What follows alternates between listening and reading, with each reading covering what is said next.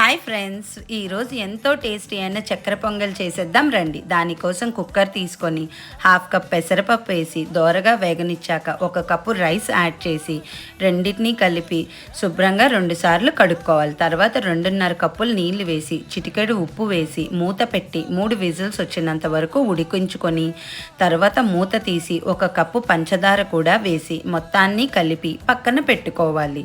తర్వాత ఒక చిన్న కడాయి తీసుకొని నెయ్యి వేసి అందులో ముందుగా తరిగి పెట్టుకున్న కొబ్బరి ముక్కలను వేసి గోల్డెన్ బ్రౌన్ కలర్ వచ్చినంత వరకు వేగిన తర్వాత ఆ ముక్కల్ని మనం రైస్లోని వేయాలి.